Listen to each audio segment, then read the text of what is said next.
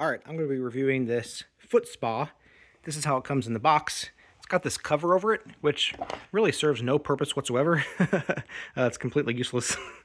Then this is what it looks like once you take that cover off. You have to pop this down. I'll show you how to do that. You're going to like push this down while popping up the back part. Same with the front part there. That way you have plenty of room in there for your feet. Once you do that, this is kind of what it looks like. Big bowl with kind of these rollers for exfoliating your feet. They're not really rough. They're just kind of a little bumpy there. But there is this one tool here, which I'm not sure what this thing's for. But this one tool here that's underneath that lever, you can pop that off. And then this part right here is quite rough. So you can use that as an exfoliant for the bottoms of your feet. And this part here is holey. I'm assuming that could exfoliate a little bit, but it's really this rough part here. It's kind of like a pumice stone. That might actually even be what it is. It's really, really, really rough, like a pumice stone. And that just pops back here in place. You could just leave that there and rub your feet on it. Okay, so this lever here. Okay, that's what that does. That kind of holds this part up here. Not sure why it would need to be held up. Once it's popped into place, it seems like it holds itself really, really well the way it is. So I'm going to fill this up with water. There's a minimum fill line in here somewhere. It's on this side here. It says min right there and then max right there. So you're going to fill the water up somewhere between there. You do not want to turn it on until that's filled up. One thing I didn't like is how short this cord is. It has to be pretty close to an outlet of some kind. Not a huge deal. You could always run an extension cord, but just in terms of the proximity to our couch, wish that cord was just a little bit longer. But I'm going to put some water in this thing and then see how it feels. As you're carrying it, you can use this handle here. That can be super helpful, especially once it has water in it. I am filling it with somewhat warm water. That way it doesn't have to take quite so long to warm up.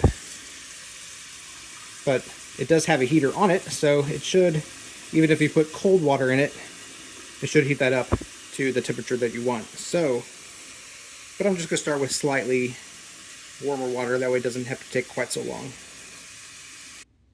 So I filled it up to somewhere between minimum and maximum, because I don't have huge feet, but they're not tiny either. All right, we're plugged in again. The power switch is here on the side. Turn that on. Then the display illuminates and it says it's off. So you're going to push the on up here as well. And that's the temperature that it is. And it was flashing a second ago the temperature that it wants to go to. You could always increase that or decrease it. Let's go to 100 degrees. And it's bubbling a little bit as it gets to the right temperature. And you can even make it bubble some more. Oh, actually that's the bubble less. So by default, it already is bubbling. So let's turn the bubbles back on. So that's what it looks like. Right now it's 91. I'm gonna stick my feet in here. You can also put some Epsom salt in here if you want to kind of disinfect your feet of any kind of, infections. So those little rollers down there move, and you can kind of move your feet back and forth like that to exfoliate your skin. And like I said, there's that one pumice stone type thing there too, which dislodges very easily. So maybe it's just for using with your hand. Yeah, more of a handheld device in there. So this will, of course, if you're doing this kind of thing, get some dead skin cells in there. So you'll want to make sure you clean this out really well. And of course you want it to dry really well after using it. That way you don't deal with any kind of mold or anything like that when it's stored. So yeah, I can already tell it's getting warmer. It's up to 96 degrees already.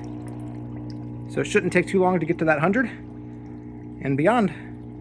If you're looking for a nice little foot spa that will just give you some relaxing times after a long day, help with your feet, make them nice and soft. Maybe check this out. I like it.